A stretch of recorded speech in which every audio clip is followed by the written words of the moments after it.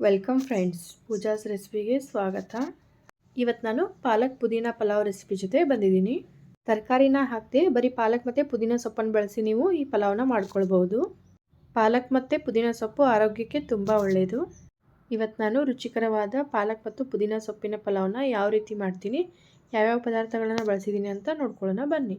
ಒಂದು ದೊಡ್ಡ ಲೋಟ ಅಕ್ಕಿ, ಸ್ವಲ್ಪ ಕೊತ್ತಂಬರಿ ಸೊಪ್ಪು, ಅರ್ಧ ಕಟ್ಟು ಪಾಲಕ್ ಸೊಪ್ಪು, ಅರ್ಧ ಕಟ್ಟು ಪುದೀನ ಸೊಪ್ಪು, ಒಂದು ಬಟ್ಲು ಉದ್ದಕ್ಕೆ ಕಟ್ ಮಾಡಿರುವ ಈರುಳ್ಳಿ, ಒಂದು ಬಟ್ಲು ಸಣ್ಣಗೆ ಕಟ್ ಮಾಡಿರುವ ಟೊಮೆಟೊ, 5ರಿಂದ 6 ಹಸಿಮೆಣಸಿನ್ಕಾಯಿ, ಅರ್ಧ ಇಂಚು ಶುಂಠಿ, 8ರಿಂದ 10 ಎಸಳು ಬೆಳ್ಳುಳ್ಳಿ, ಸ್ವಲ್ಪ ಜೀರಿಗೆ, ಸಾಸಿವೆ, 1 ಟೇಬಲ್ ಸ್ಪೂನ್ ಗರಂ ಮಸಾಲೆ, ಸ್ವಲ್ಪ ಅರಿಶಿಣ, ಒಗ್ಗರಣೆಗೆ ಎಣ್ಣೆ, ರುಚಿಗೆ ತಕ್ಕಷ್ಟು ಉಪ್ಪು.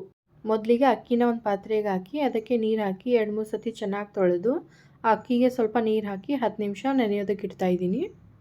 ನಂತರ ಒಂದು ಮಿಕ್ಸಿ ಜಾರ್ಗೆ ಕೊತ್ತಂಬರಿ ಸೊಪ್ಪು, ಪುದೀನ ಸೊಪ್ಪು, ಪಾಲಕ್ ಸೊಪ್ಪು, ಶುಂಠಿ ಮತ್ತು ಬೆಳ್ಳುಳ್ಳಿ, ಸ್ವಲ್ಪ ಜೀರಿಗೆ, ಹಸಿಮೆಣಸಿನ್ಕಾಯಿ, ಈ ಎಲ್ಲ ಪದಾರ್ಥಗಳಿಗೆ ಒಂದು ಅರ್ಧ ಲೋಟದಷ್ಟು ನೀರು ಹಾಕ್ಕೊಂಡು ನುಣ್ಣಗೆ ರುಬ್ಕೊಳ್ಬೇಕು. ನಾನಿಲ್ಲಿ ರುಬ್ಕೊಂಡಿದ್ದೀನಿ. ನಂತರ ಒಲೆ ಮೇಲೆ ಒಂದು ಕುಕ್ಕರ್ನ ಬಿಸಿಗೆ ಇಟ್ಕೊಂಡು ಕುಕ್ಕರ್ ಬಿಸಿಯಾದ ನಂತರ ಇದಕ್ಕೆ ಅಡುಗೆ ಎಣ್ಣೆನ ಹಾಕ್ತಾಯಿದ್ದೀನಿ. ಅಡುಗೆ ಎಣ್ಣೆ ಬಿಸಿಯಾದ ನಂತರ ಒಂದು ಏಲಕ್ಕಿ, ಅರ್ಧ ಇಂಚಷ್ಟು ಚಕ್ಕೆನ ಹಾಕಿದ್ದೀನಿ, 2-3 ಪಲಾವ್ ಎಲೆ, ಸ್ವಲ್ಪ ಕರಿಬೇವು ಸೊಪ್ಪು, ನಂತರ ಸಾಸಿವೆ ಜೀರಿಗೆ ಸಿಡಿದ ನಂತರ ಇದಕ್ಕೆ ಉದ್ದಕ್ಕೆ ಕಟ್ ಮಾಡ್ಕೊಂಡಿರುವ ಈರುಳ್ಳಿನ ಹಾಕಿ ಸ್ವಲ್ಪ ಕೆಂಪಗಾಗೋವರೆಗೂ ಫ್ರೈ ಮಾಡ್ಕೊಳ್ಬೇಕು. ಈರುಳ್ಳಿ ಫ್ರೈ ಆದ ನಂತರ ಇದಕ್ಕೆ ಕಟ್ ಮಾಡ್ಕೊಂಡಿರುವ ಟೊಮೆಟೊನ ಹಾಕಿ ಸ್ವಲ್ಪ ಮೆತ್ತಗಾಗೋವರೆಗೂ ಫ್ರೈ ಮಾಡಿಕೊಂಡು ಇದಕ್ಕೆ ಸ್ವಲ್ಪ ಅರಿಶಿನ ಪುಡಿನ ಹಾಕ್ತಾಯಿದ್ದೀನಿ. ಈರುಳ್ಳಿ ಮತ್ತು ಟೊಮೆಟೊ ಎಣ್ಣೆಯಲ್ಲಿ ಚೆನ್ನಾಗಿ ಫ್ರೈ ಆದ ನಂತರ ಇದಕ್ಕೆ ರುಬ್ಕೊಂಡಿರುವ ಮಸಾಲೆನ ಹಾಕಿದ್ದೀನಿ. ನಂತರ ಇದಕ್ಕೆ ಸ್ವಲ್ಪ ಬೆಲ್ಲ ಮತ್ತು ಸ್ವಲ್ಪ ಗರಂ ಮಸಾಲೆನ ಹಾಕ್ಕೊಂಡು ಚೆನ್ನಾಗಿ ಮಿಕ್ಸ್ ಮಾಡಿಕೊಂಡು ಇದನ್ನು 5ರಿಂದ 10 ನಿಮಿಷ ಮೇಲೊಂದು ತಟ್ಟೆನ ಮುಚ್ಚಿ ಈ ಮಸಾಲೆ ಎಣ್ಣೆ ಬಿಡೋವರೆಗೂ ಕುದಿಸ್ಕೊಳ್ಬೇಕು. 10 ನಿಮಿಷ ಕುದಿಸ್ಕೊಂಡ ನಂತರ ನೋಡಿ, ಇವಾಗ ಸ್ವಲ್ಪ ಮೇಲೆ ಎಣ್ಣೆ ಬಿಟ್ಟಿದೆ, ಹಸಿ ವಾಸನೆ ಕೂಡ ಹೋಗಿರುತ್ತೆ. ಇವಾಗ ಈ ಮಸಾಲೆನ ಇನ್ನೊಂದು ಸತಿ ಚೆನ್ನಾಗಿ ಕೈ ಆಡಿಸ್ಕೊಂಡು ಇದಕ್ಕೆ ತೊಳ್ಕೊಂಡು ನೆನೆಸಿಟ್ಟಿರುವಂಥ ಅಕ್ಕಿನ ಹಾಕ್ತಾಯಿದ್ದೀನಿ.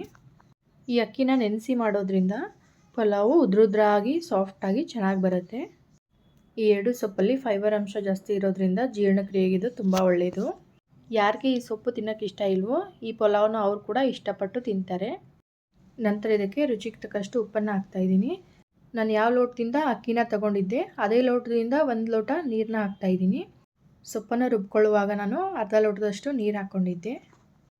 ಇದಕ್ಕೆ 1-1/4 ಲೋಟದಷ್ಟು ನೀರು ಸಾಕಾಗುತ್ತೆ.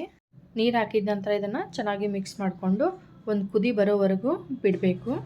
ಒಂದು ಕುದಿ ಬಂದ ನಂತರ ಇದನ್ನು ಇನ್ನೊಂದು ಸತಿ ಚೆನ್ನಾಗಿ ಮಿಕ್ಸ್ ಮಾಡಿಕೊಂಡು ಮೇಲೆ ಕುಕ್ಕರ್ ಮುಚ್ಚಳನ ಮುಚ್ಚಿ 3 ವಿಸಲ್ ಮಾಡ್ಕೊಳ್ಬೇಕು.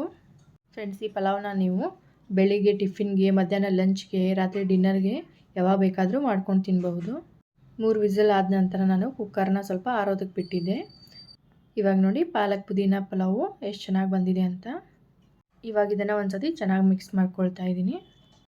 ನೀವು ಒಂದು ಸತಿ ಪಾಲಕ್ ಪುದೀನ ಪಲಾವನ್ನ ಮನೇಲಿ ಮಾಡ್ತೀನಿ ನೋಡಿ, ಹೇಗೆ ಬಂದಿತ್ತು ಅಂತ ನನಗೆ ಕಮೆಂಟ್ ಬಾಕ್ಸಲ್ಲಿ ತಿಳಿಸಿ.